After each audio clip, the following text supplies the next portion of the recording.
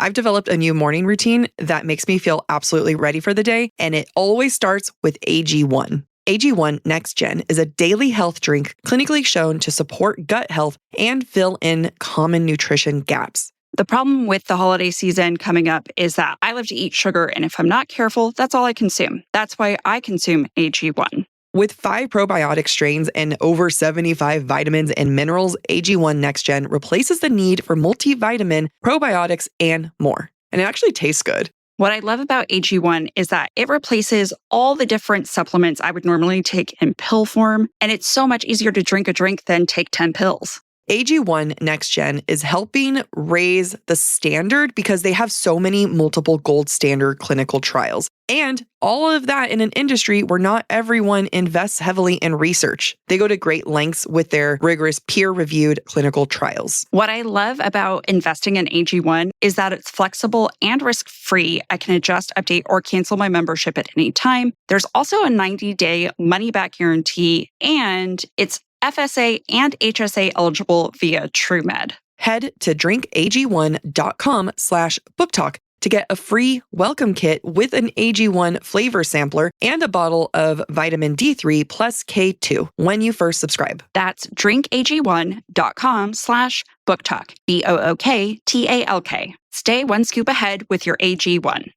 I'm not saying that I've put off holiday shopping, but the reality is I have put off holiday shopping and now I'm freaking out. I have never put off holiday shopping this late in the game, so I'm so glad Uncommon Goods has products that I know my family will love. Uncommon Goods makes holiday shopping stress-free and joyful with thousands of one-of-a-kind gifts that you cannot find anywhere else. Seriously, I've never seen these gifts before. You'll discover presents that feel meaningful and personal and never feel rushed or last minute. Uncommon Goods has something for everyone, from moms to dads to kids to teens, from book lovers and sports fans to foodies, mixologists, and gardeners. You are going to find unforgettable gifts that are absolutely out of the ordinary. I've been trying to make an effort to gift my partner with jewelry every major holiday, and they have some great solid gold selections that I'm really excited to look through. And I might even get the Stellar Light multicolor sapphire bracelet for myself. I'm obsessed with the Cheese Lovers jam sampler. Surprisingly, it's not for me, but I'm really excited about it because I get to eat it.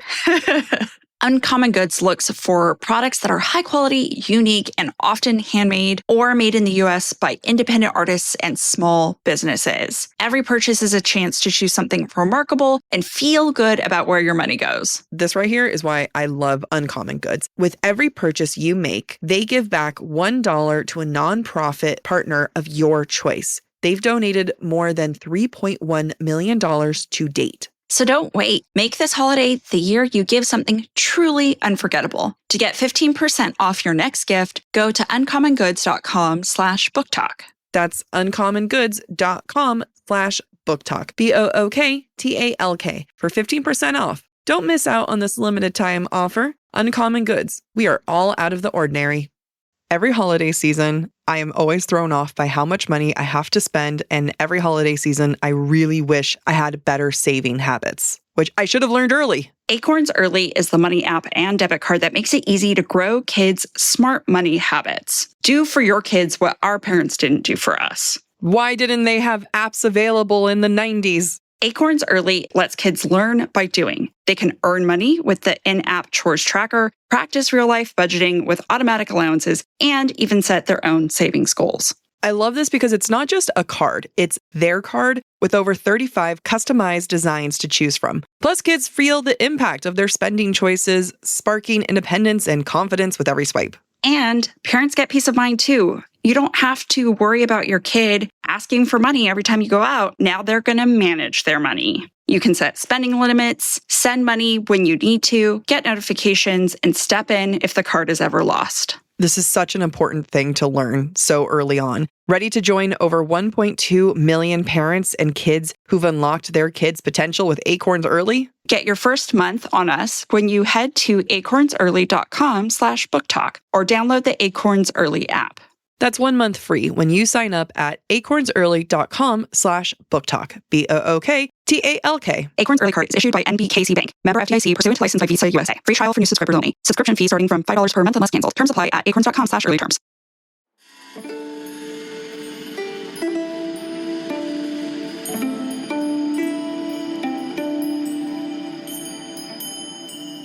Hey there, we're Book Talk for Book Talk with Jack and Amy, your book besties who take the novels you love seriously. This is Jack. And I'm Amy. And together we mix smart analysis with fandom fun. This is our Breadcrumbs and Broomsticks episode where we read your thoughts and interpretations as well as discuss Breadcrumbs from chapters 26 through 31 of Sarah J. Maas's third Throne of Glass novel, Heir of Fire. Before we dive in, don't forget Spilt. Spoilers, perspective, interpretation, language, and themes. If you'd like more information, please go back and listen to the start of Tuesday's episode. And if you want to submit your thoughts for our Breadcrumbs and Broomsticks episodes in the future, make sure to follow us on Instagram where we collect listener submissions. This does explain why we've had an intake and people just sending us thoughts. Because I was like, why are people sending us things? I'm like, oh, because you've been asking for it. Yes, we have. All right, let's start with Breadcrumbs. In chapter 26, Dorian, while thinking about how much Sorscha is helping him, thinks, quote, there was no escaping his crown, or his father, who would behead Sorscha, burn her, and scatter her ashes to the wind if he found out she'd helped him. Woof! Like, SJM clearly tells us what's going to happen to Sorscha. Whoops. Thanks for the foreshadowing, ma'am. Yeah. In chapter 27, Manon licks blood off her claws after punishing a handler for the way that he treats Abraxos. Quote, vile. The blood tasted rotten, as if it had curdled or festered inside a corpse for days. She glanced at the blood on the rest of her hand. It was too dark for human blood. We're getting more clues about the link of the king and his dark magic. It's also foreshadowing how she and the 13 will stop consuming the men and the meat in the stronghold. In chapter 28, in Aelin's memories, she thinks, quote, to them, she was the heir to two mighty bloodlines and to a tremendous power that would keep them safe and raise their kingdom to even greater heights, a power that was a gift or a weapon. Now, I put this in Breadcrumbs because I wanted to have a conversation or at least state my thought on this, because when I read this, I was like, oh, at the end of the series, Aelin loses her power. And people hate that a woman has to give up her power for the greater good. However, we've only ever heard Celaena or Aelin think about how much she hates her power and how much it is a weapon that commodifies her and in the wrong hands is going to be disastrous. And it's a burden for her. So if we look at it from what is Aelin's happiest possible outcome for her life, it's for that power to be taken away. I think it's smart to think about the author's intention. And that is coming from someone who is an author and plans to publish her works and has something that people will be pissed off about. But I will be happy to point out my intention. And that's the thing is, like, I think about this a lot just in the context of the world when people get mad about the subliminal messaging that someone puts in their work. And sometimes it's like, maybe they just weren't smart enough to think about that. Maybe they had a different intention. Also in chapter 28, Aedion tries to comfort Aelin after she burns some books in the library and gets banned by the librarians. Quote, so what if you burned a few books? Those librarians deserve it. When we're older, we'll burn it to the ground together. It's very sad, since the king of Aderlin burns down the library of Orinth. Also in chapter 28, when Celaena wakes from her dream/memory of her father and mother, she wakes up smelling the, quote, scent of the pine and snow on the northern wind that she associates with Terrasen, which is interesting because those are also scents Aelin associates with Rowan in the future. Oh, I was just going to say, is it a signal of their mate bond or why she becomes attracted to him? I don't know. Chapter 29, Aedion admits to Chaol he doesn't know who his father is. Quote, my mother never admitted who my father was, even when she was wasting away on her sickbed. Aedion said flatly, I don't know if it was from the shame or because she couldn't even remember or protect me somehow. There's a reason we meet a specific friend of Rowan's first out of all the others. The Lion Daddy. Lion Daddy. All right. We did not give a prompt because we've had a lot of people sending us messages and we have not responded to any of them, but we will now. So Amway, if you could please go to requested, and if you can read Bianca, because it's very long. Is it Bianca or Becca? Becca. Ooh, it is long. All right. Becca starts by saying this is a positive message and individual perspective. It is not bashing. I love you both and the podcast. Thank you, Becca. Sometimes we need that before we start reading these messages. So we see a long one and I'm like, oh God, we've anchored someone. I'm so sorry. Hi, ladies. Avid listener here. I've never sent a message, commented, or responded to a poll because I'm always afraid my thoughts will sound dumb. But I just wanted to express my own thoughts and opinions on some of the discourse around Heir of Fire. I love that you are both calling out the punch in the face because I think it's an amazing way to challenge our own internalized beliefs or even just things we sometimes let slide because we like a book or character, and I love that you both challenge my own perspective and thought, etc. I did want to add my own perspective on why I personally love Heir of Fire and find Aelin's journey relatable, even though I look forward to being challenged in this notion. It's a very kind way of you saying that, Becca. I appreciate that. Becca, thank you already. While I understand that I can never physically relate to Aelin, I think what makes her relatable for me is the way she does forgive herself for things that weren't her fault. I'll probably do a horrible job explaining this, but as someone who has experienced family trauma and was expected to be a quote unquote adult at a very young age, I was taught to internalize things that I never had any control or power over as quote, my fault, which led to a lot of self-hatred, a lot of anger, and a lot of disassociation. Watching Aelin kind of go through this process of accepting the parts of herself she sealed off or was afraid of was healing for me.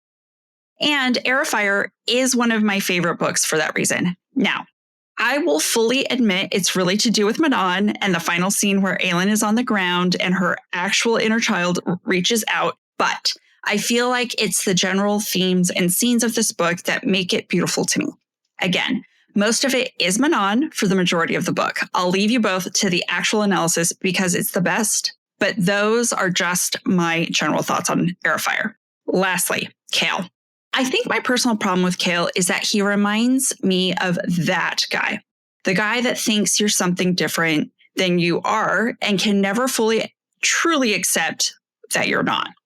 To me, he reminds me of the line from All Too Well, quote, the idea you had of me, who was she, a never needy, ever lovely jewel whose shine reflects on you. And the guy that wants to save the girl until he realizes she doesn't need saving. Maybe this is me letting my own personal trauma seep through, but I think this is later reflected when Chaol wants to save Irene from becoming a killer and when he is always on some level doubtful of Aelin being genuinely good. I know she does some crazy things, but she's generally good. He just reminds me of the guy that starts dating you when you're loud, blunt, and vivacious, and then slowly starts to wish you were quiet, brunette, and shy. Becca. Wait, I just had a trauma flashback with a particular ex. Yep. Hold on. Go ahead. Continue. I'm just going to be over here processing. It's such a thing we see in media. Yeah. As well. Like, think of Legally Blonde. Oh, absolutely. Wait, is there still more before I rant? Yeah, there's more. But two things can be true. I can feel that way about him personally, but then understand and logically accept the literary breakdown of him. Anywho, you are both amazing, and I love your podcast, and I'm so sorry this is so long. No, Becca, that was a gem. There's so much to unpack there, Becca. Thank you. I am going to be processing a number of these things. When I went through one of my big breakups, one of the first thing I did was go buy sundresses because I stopped wearing dresses because that's not what he liked. Like, you just kind of like, you know, he just liked jeans and casual. And I always got so dressed up. And he was like, I'm just so pretty no matter what I wear. Like, you know, why make such the effort? You look so beautiful no matter what. Oh, you know, like the pandemic happened. So I dyed my hair just because, like, you know, the roots would be growing. Then he was like, well, you just look so good as a brunette. And then all of a sudden I'm like, wow, I'm a brunette with jeans and t-shirts with, I still wear, well, I wear shorts, but like, you know, and t-shirts, but let my ass and tits be free.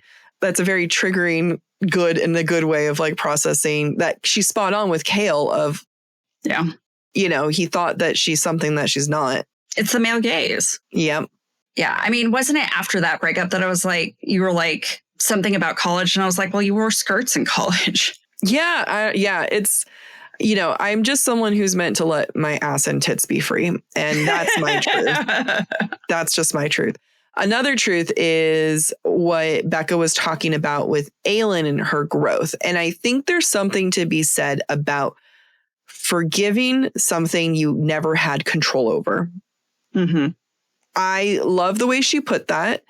I feel like a lot of people can relate to it. If they can't, I understand, I'm happy, I'm happy for you. Like, it's okay. There's no shame. But it's kind of like I had a lot of guilt when my dad died, as if I could have done something as a 12-year-old, and you have to process these things and accept it. And there is a certain level of forgiveness that has to happen, even when there's nothing for you to forgive.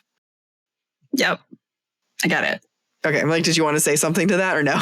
No, internally, I was just thinking of all the things I've ever blamed myself for that was like, you couldn't stop your grandfather from having a heart attack. Like, what makes you think that's your fault? I get it in that sense. Yep. The holidays throw me off purely because I'm not at work. I lose track of everything. The number one thing that I lose track of are my nutrients. It is always the first thing to go, which is why I am obsessed with Ritual. Especially they're essential for women 18 plus. Their Essential for Women 18 Plus multi contains 9 key nutrients in 2 delayed release capsules designed for optimal absorption per day, which means it's gentle on the stomach with a minty essence. And quite frankly, I love that minty essence because there's nothing worse than taking a pill that tastes like crap. Ritual even conducted a university-led clinical trial for their Essential for Women 18 Plus multivitamin to assess its efficacy. The results? It increased vitamin D levels by 43%, omega-3 DHA levels by 41% in just 12 weeks. I honestly need to get my partner on this. She needs both. We all need it, which is why we have the perfect code for you today. Our listeners get early access to their Black Friday sale for 40% off your first month at ritual.com/booktalk. That's ritual.com/booktalk, BOOKTALK, for 40% off your first month. Don't miss out on their best sale this season. The thing about Los Angeles fall is I need a sweater in the morning. And because I go to work every day, it needs to be stylish. And Quince has got your back, Amy, because they are able to provide those sweaters and outerwear and everyday essentials that help you feel luxurious, but it's also timeless. And you are a sucker for timeless fashion. 100%. If I invest my money, I don't want to have to spend it again for a long time. That's why I buy their $50 Mongolian cashmere sweaters, because they're made not only for the workday, but the everyday. Honestly, I've been eyeing Quince's Italian wool coats, and I've never had a wool coat. But I think it's time. I think I'm ready to upgrade my life to a wool coat. And it's great because with Quince, the cut feels designer and the quality really rivals high-end brands, but without that insane markup. That's because they work directly with ethical, top-tier factories, and they skip the middleman to offer prices 50% less than similar brands. One of my all-time favorite sweaters that I got last year was their boyfriend fit sweater. I keep that in my car because that is my, oh no, I forgot to bring something, favorite sweater that I know I'm going to look good and works with every outfit. So step into the holiday season with layers made to feel good, look polished, and last from Quince. Perfect for gifting or keeping for yourself. Go to quince.com/booktalk for free shipping on your order and 365-day returns. And they're now available in Canada. That's QUINCE.com/booktalk, BOOKTALK, to get free shipping and 365-day returns. Quince.com/booktalk. Okay. This was way back when we were like, hey, okay, there's 2 comments here. One was Dorian being a loner or misunderstood. And Megan says, I think it's very much self-inflicted because he's too scared to tell Chaol what is going on. But I think Chaol avoids him because he has Selena's secret too. They both have something to hide from each other, and it causes them to avoid each other, making both of their isolations self-inflicted. I think this is what leads Chaol into an even lower place in Queen of Shadow. And the Sorscha of it all is what makes Dorian's journey in EOS, Empire Storms. thank you, more interesting. So to conclude, it's self-inflicted because he shouldn't have avoided Chaol, but it's definitely understandable because we learn he has a lot of raw power and no idea how to control it. Yeah, it is interesting that we've come back to, like, I'm reading this comment after talking about like the progression and how who's progressed and who's regressed. And Dorian is definitely someone who's regressed, all for very understandable reasons. But, you know, a regress is a regress. Yeah. And what I like about it from a writing perspective is giving yourself permission as an author to have your characters regress. Yeah. For Dorian, it makes sense because he's about to be in the lowest position he's ever been in by the end of this book. Yeah. Okay. Do you have Spotify comment? Last week's episodes have they spicy. This one's interesting. So this is a comment on our second episode of Heir of Fire. I'm going to be so for real with you guys. Selena wanting Rowan to punch her has nothing to do with why I am okay with that scene, LMAO. When it happened, when I read for the first time, I was just like, oh shit, haha, and didn't care after that. When you guys come at it combative, you're going to get people replying to you combatively. I've been guilty of it and trying to be better about it, to be honest, because I realized whether you guys like Rowan or not doesn't actually matter to me, and I can like him without you. LOL. Yeah. Yeah. You can like Rowan. You can like what happens. And you know what? We are combative because we had 88,000 views and they were all so not mean, but yeah, no, I mean, we came in harsh, and you come in spicy, you're going to get spicy responses. Yeah. And quite frankly, the whole point of this podcast is about having a conversation. Yeah. And so if you don't agree with something that we say, it's not a personal attack on you. And when you don't like something we say, it's not a personal attack on us. We're allowed to have different opinions. Sometimes it isn't a personal attack on us because people be mean. However, not you guys, not you who just responded. Other times when people say other not nice things. But no, it's all true. It's meant to be an interpretation of the text. Like, that's what it comes down to, right? Is that it's just an interpretation, and we interpret it one way and other people will interpret it another way, and all's good. We have same listener wrote another comment. I actually read an anthropology book where part of it was talking about the theories on why patriarchy formed, and it debunked that it's because men are physically stronger, because it's not truly the case. The average man is not significantly stronger than the average woman. On top of that, we lived in groups and the women would all band together to throw out aggressive males. Some of the stronger theories, including males hoarded resources, so females had to be with them to provide for their kids, etc. So what we're saying is men are selfish.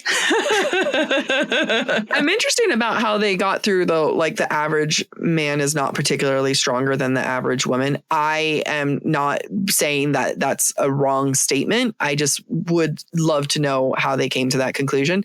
And there's I totally agree. There's a lot more anthropological reasons why patriarchy exists beyond, man punch women, women can't punch back type thing. Yeah. And there are matriarchies that have existed throughout time. When I think of the patriarchy, I think about current day media, and I think less about, I don't know how to explain it. I think about church and the influence of religion on our current day. That's because you and I were raised in two different churches. Well, yours is new. I grew up with that old shit. So I too have the idea of church, but mine goes way back with the Catholic Church. And mine's the influence of the Catholic Church and the manipulation of women for political marriages back in the day. The fact that, King Henry VIII didn't want to be a part of, wanted to marry this other woman. So he created a whole new ass church, and that women have just been commodities used by the church, and with how the Bible has phrased women and the interpretations that men took from that. I also have feelings about religion, but mine be older. So no. And when I said church, I meant just religion in general. And I did mean the Catholic Church. Oh, yeah. Well, you say modern, and that's why it's I think way, way back. But when I think patriarchy, I think of the fact that men have continued to use women as an excuse and as a vice and as anger outlet, as so many things from I can't remember when, and you give me any kind of historical thing, even Eve, Adam and Eve, Why? Like, she got kicked out. What the fuck? Like, she ate an apple. Like, you know what I mean? Like, the whole story is very... It's very patriarchal.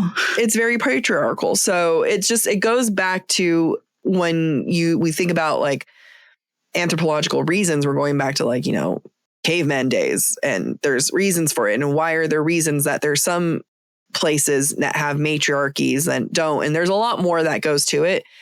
At the end of the day, burn it all down. Mm-hmm. Yep. I've got 3 more comments on this one. Last week was a spicy week.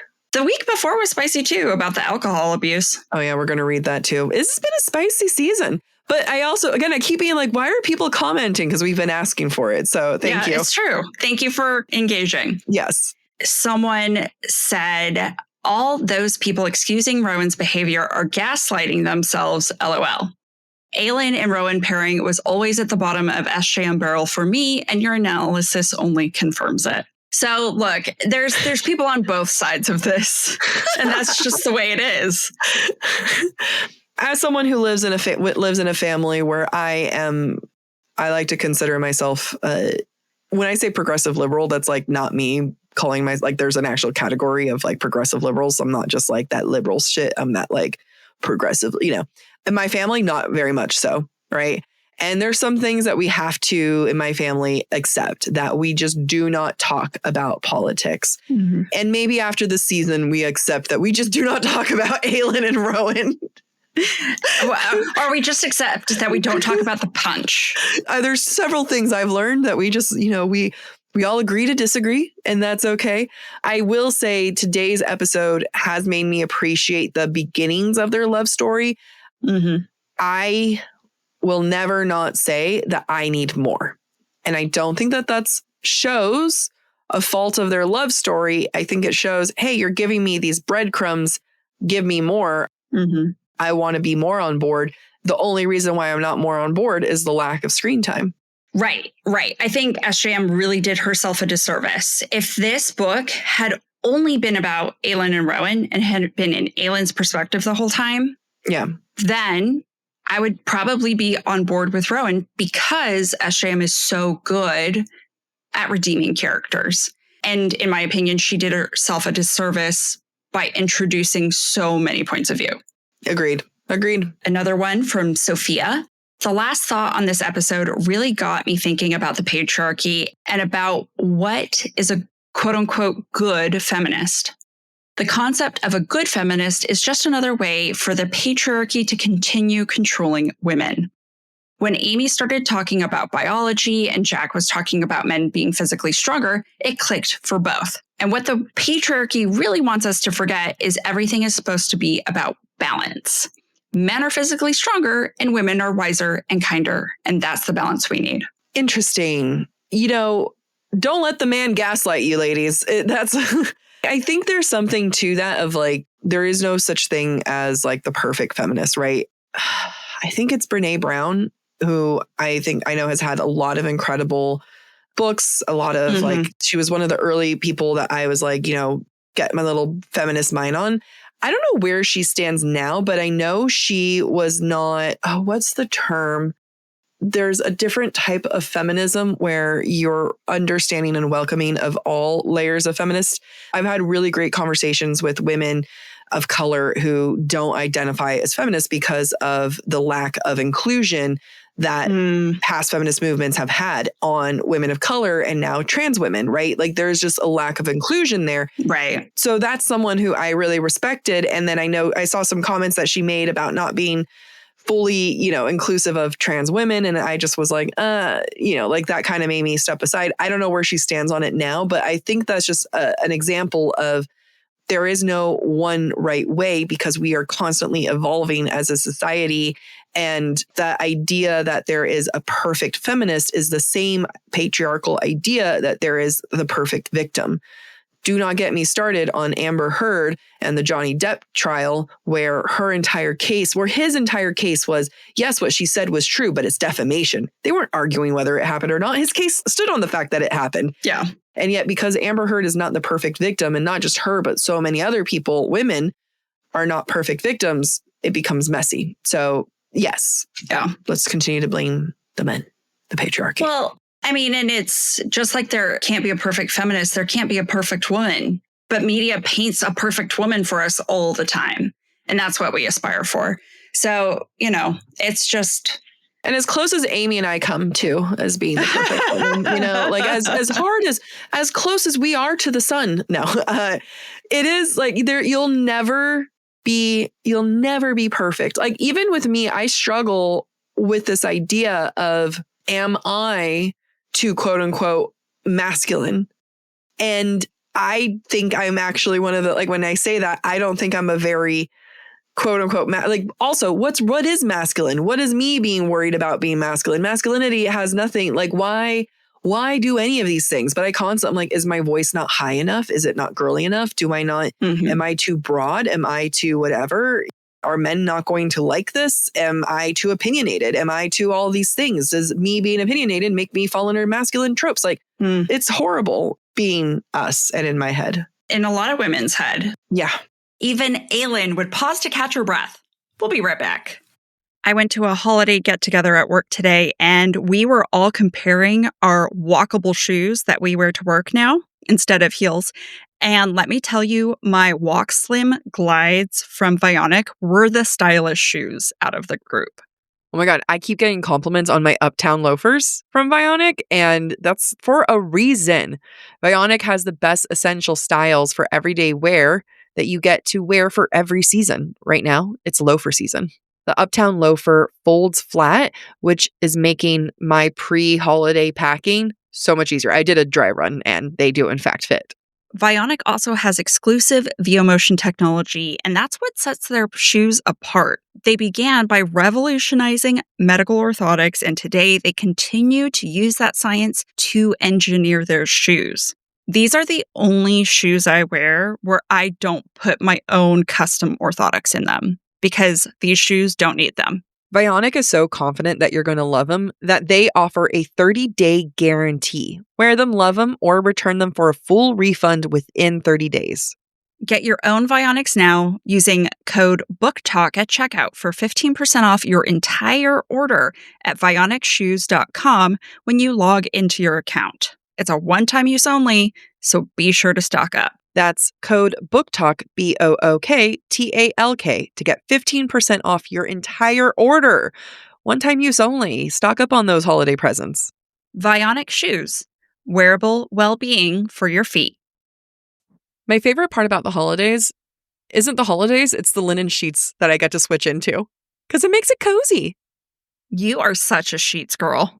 I am, and Wayfair makes it so easy because they have the best holiday sheets and honestly, all of the best holiday decor.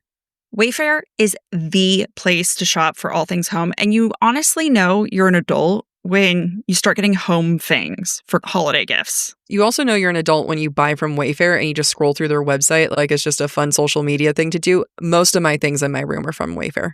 And guess what? They have up to 70% off during their Black Friday sale. Starting October 30th, you can shop Wayfair's can't miss Black Friday deals all month long. Wayfair is the go-to destination for everything home, no matter your style. Earn rewards and get the best savings in the neighborhood with Wayfair's new loyalty program. You get 5% back on every item across Wayfair's family of brands, free shipping, members-only sales, and more. Terms apply. Wayfair makes it easy with fast and free shipping, even on the big stuff. Let me tell you, I've gotten a desk within 2 days. Don't miss out on early Black Friday deals. Head to wayfair.com now to shop Wayfair's Black Friday deals for up to 70% off. That's WAYFAIR.com. Sale ends December 7th. One last one. Yep.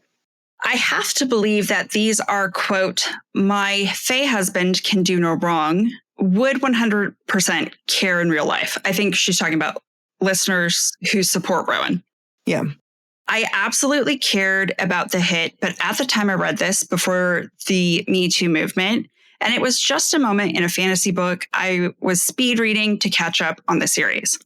During my rereads, I could easily move past it because, quote, my wife, but I clock it much more now in new reads, and it becomes a big turnoff in books if a male even grabs a woman's arm, instantly uncomfortable.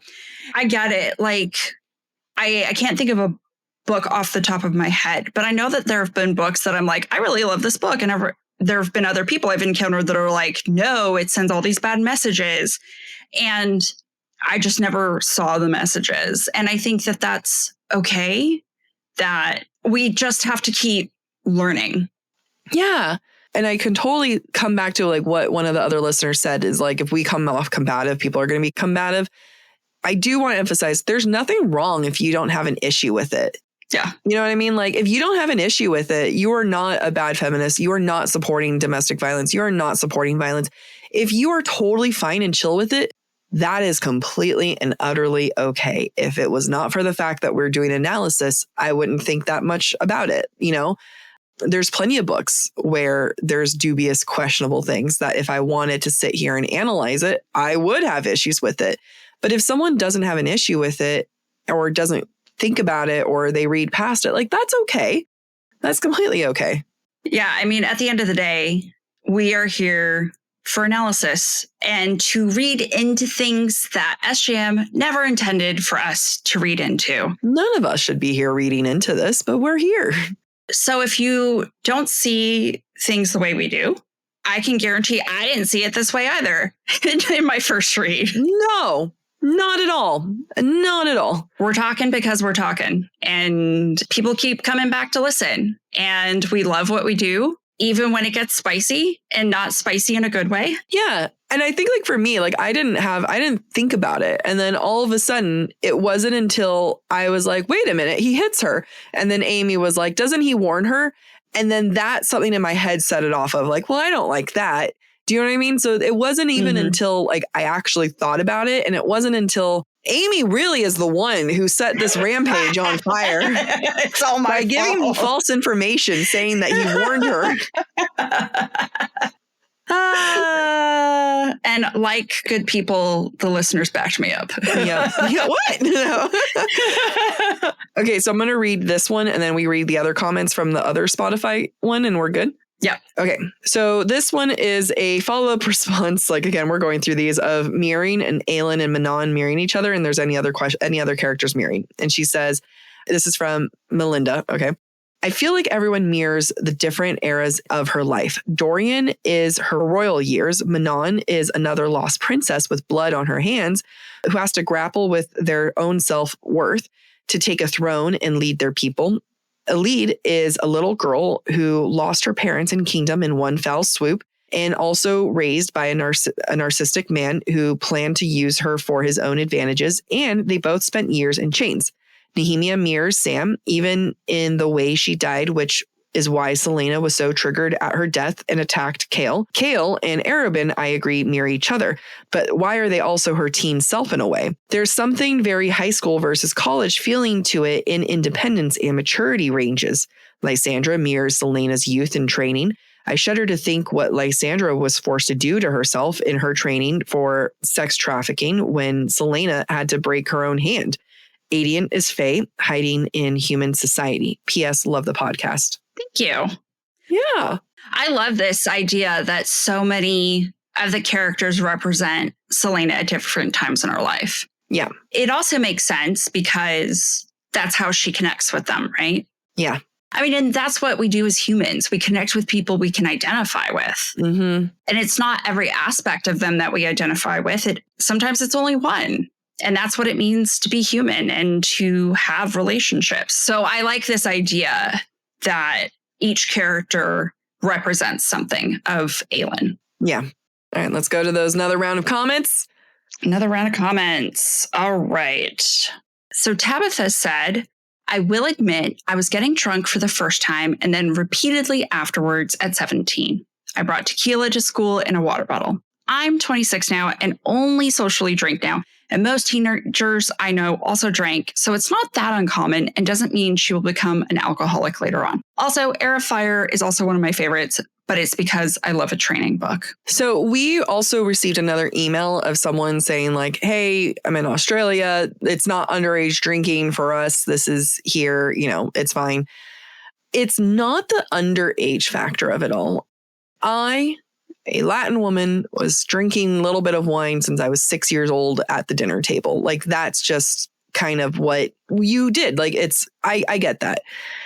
It's the concept of abusing alcohol at a younger age. And this is not me coming to this listener who talked about bringing alcohol to school. That's not, I don't know their journey. I don't want to say anything. And, if you had to go through a process that you went through, I very much respect that. I do not make any assumptions. This is completely and utterly in reference to Aelin.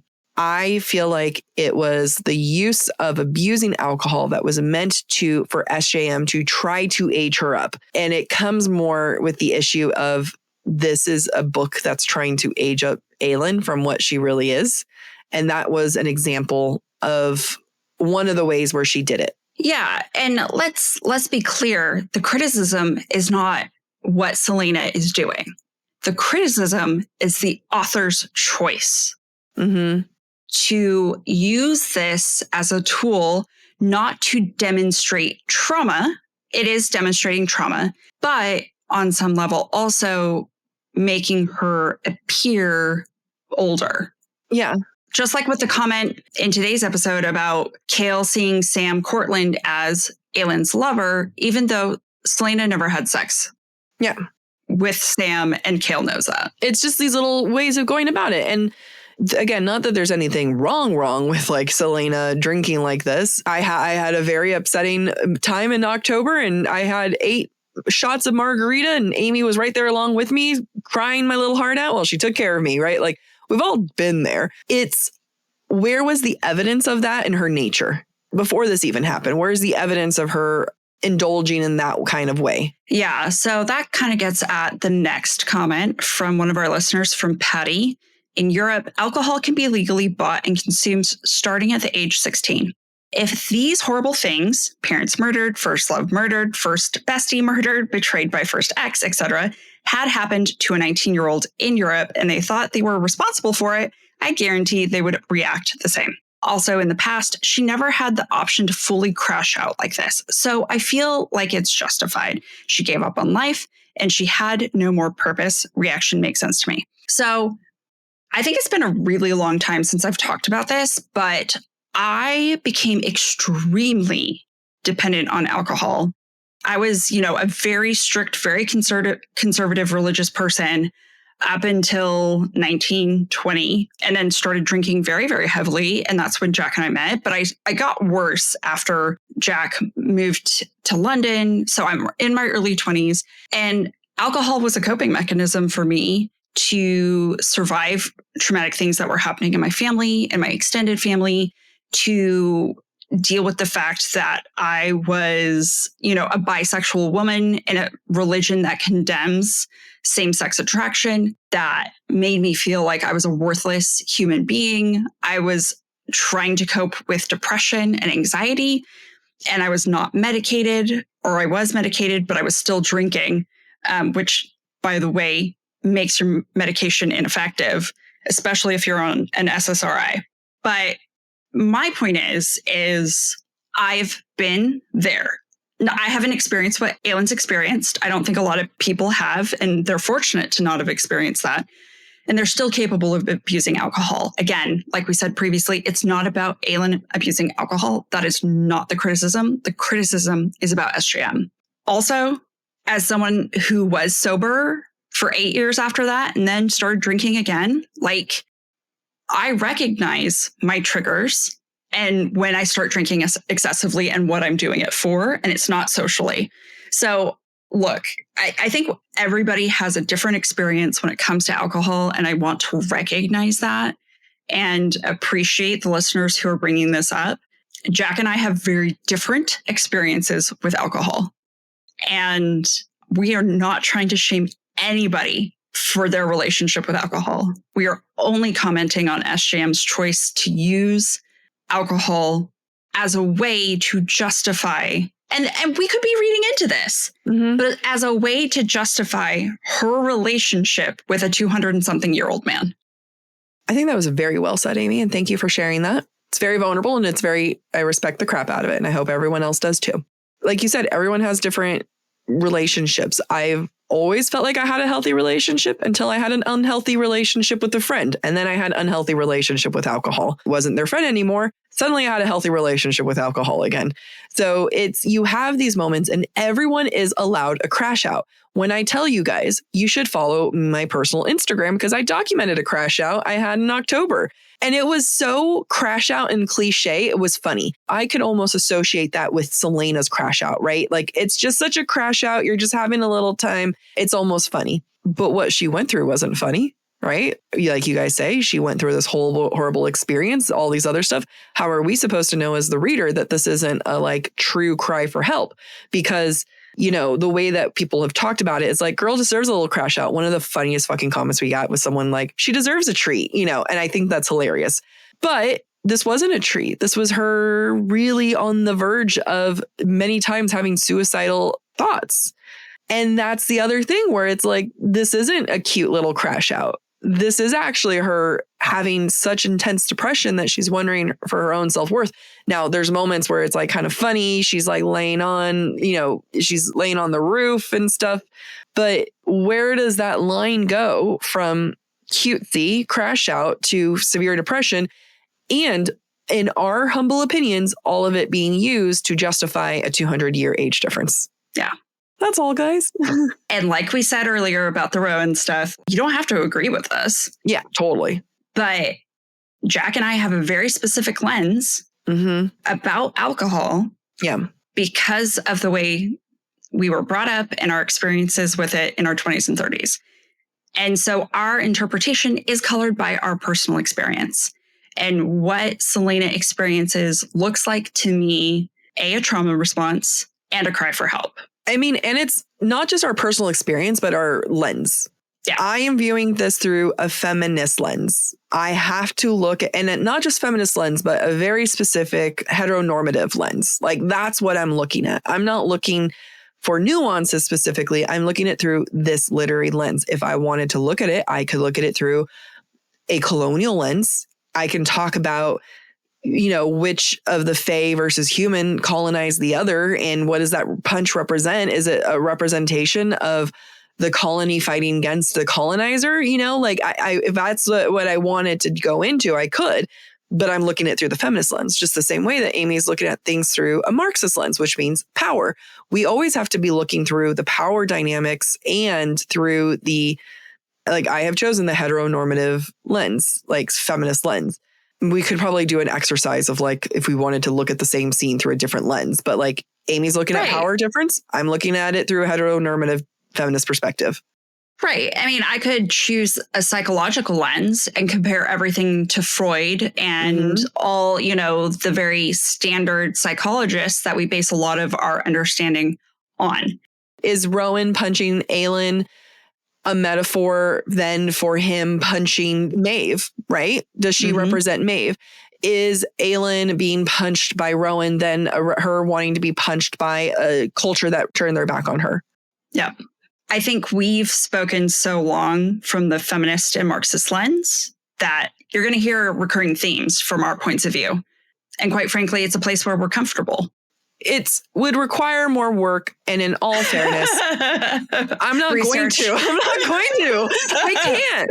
Okay, we have a podcast. And now, thank God we have editors and we have an intern and we have a social person, but we have to then go and review all the work.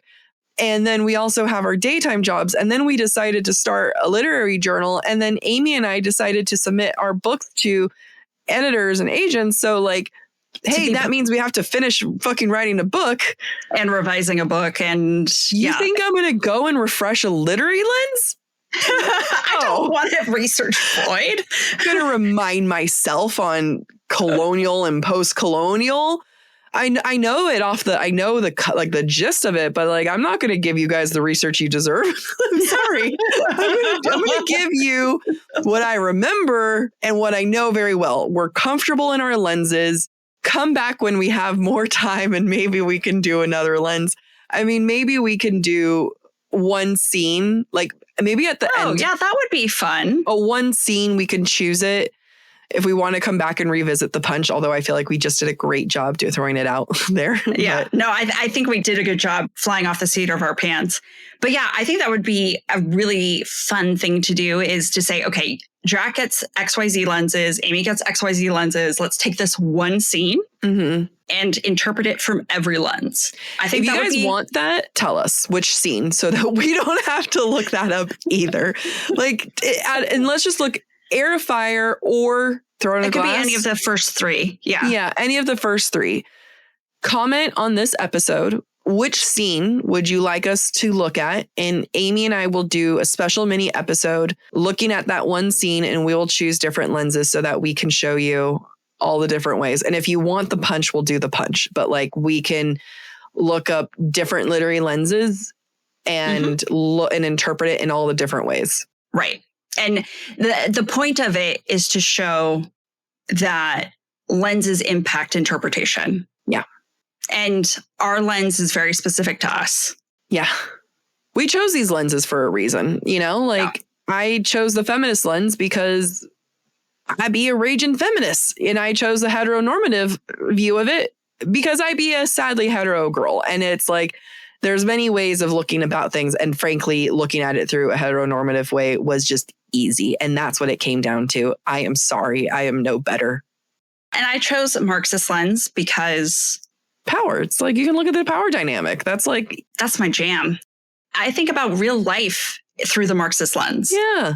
And how anything I do or say can be a power move. Jack and I talk about this all the time. Boy, do we. And yeah, it is there's so many other complicated things that we just made our life easier. That's all. You guys deserve so much more. And, yeah, when we don't have full-time jobs anymore. Yeah. And our creative careers are truly our full-time job. Here's what we need. Because we worked our way to having freelancers doing our stuff. Shout out everyone here working on this. But we also now, the next level of our career is having someone who's kind of our right-hand person who we can say, can you review the episodes? Can you give the sign off on everything? And that person manages everyone. Then we just base it off of did you handle it? Great. If we can have less control over our own stuff, if we can delegate more. Yeah. That's all we need now is that next level of the person to so that we truly, all we do is prepare and that's it. I mean, if we were a big corporation, somebody else would be writing our notes for us and we would just be reading them. I really do think about that sometimes. And we would have to review their notes. At the end of the day, the notes always have to come from us. They'll know it because it won't be as spicy if it's not from us. But you guys should know our work schedule is we record on Sundays, and on Mondays we go, oh, we just recorded. I don't have to do that. Tuesday we go, I still got time. Yeah, you got time. Wednesday is I should read tonight. But I have acupuncture. Yeah. Or tonight I'll read something. Thursday is, okay, I really do need to read something, but I've got Friday and Saturday. And then Friday comes around and it's I really should read. And then Saturday is, holy shit, I need to read. And then Sunday is God, I need to do notes. But Wednesday, you have so much hope for yourself. Wednesday, you think, no, I'm going to read. And then Thursday, I'm going to read. And then Friday, I'll do notes. And then I'm going to have a whole weekend. And it never happens. I was really proud of myself this weekend. I did read on Friday night. Wow. Oh, I started reading on Thursday. Oh, my God. Who is she? I know. And I did my notes before Emma was done with her tattoo on Saturday. So I have pages I'm about to submit. I already turned in my pages to the editor. So you got pages to do. I didn't have time to dilly-dally. No, it is hilarious how our planning structure goes, guys. So yeah, be kind, be gentle, but please leave comments. We love your comments. Even when they're spicy. We're just sensitive girls. But we love your comments anyway. So thank you. Love you.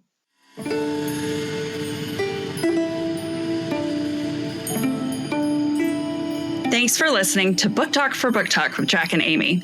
Join us next week as we dive into chapters 32 through 35 of Heir of Fire. If you're enjoying the show, don't forget to rate and review and subscribe on your favorite podcast platform. It really helps other readers find us. And of course, we'd love to hear what you thought of today's episode. Share your comments through our form at booktalkforbooktalk.com, and we might feature your feedback in a future mini episode or in a Patreon exclusive episode. For merch and more ways to support the show, head to booktalkforbooktalk.com. You can also follow us on TikTok, Instagram, and YouTube at the handle booktalkforbooktalk. And don't forget to join us by subscribing to the Subtext Society Journal.substack.com to get more insights into the romantasy and romance world. Bye.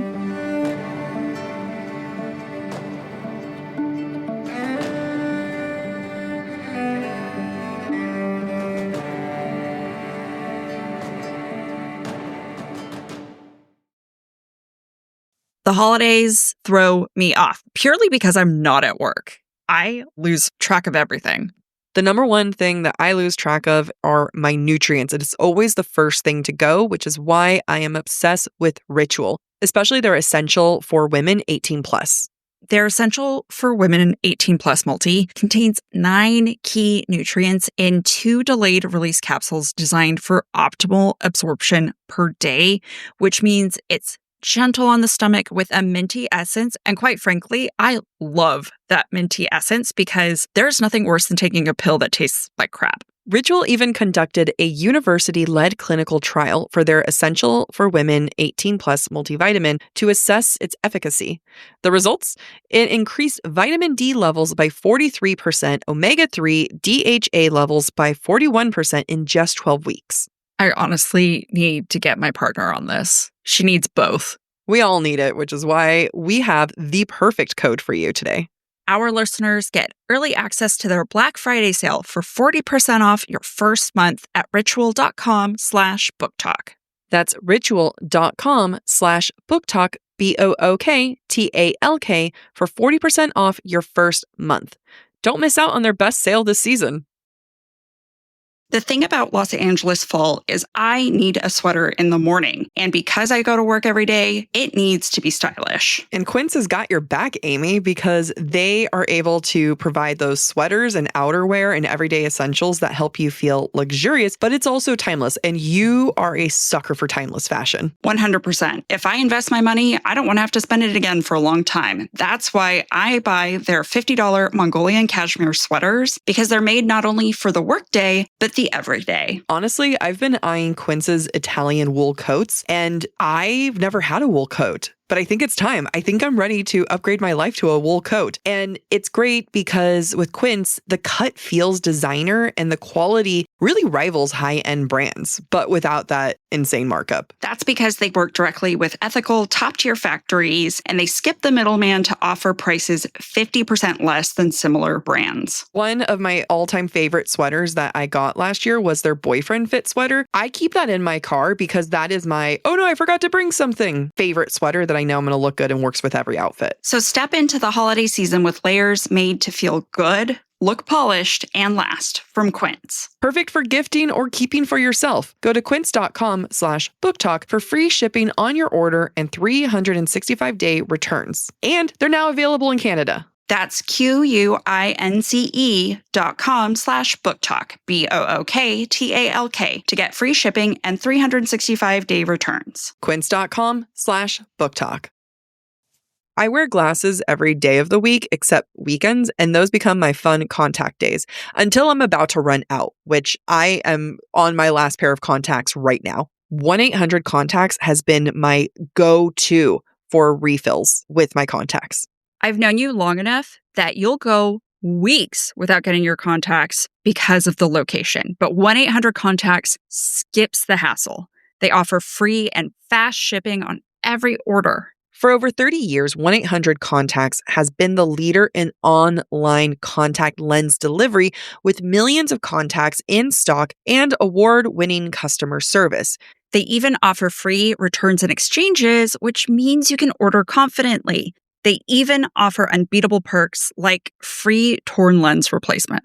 Their best price guarantee means if you find your contacts at a lower price elsewhere, they will beat it. That's a promise you won't find everywhere. That's seriously why I keep going back to 1-800-CONTACTS. And they have extra discounts for new customers on their site.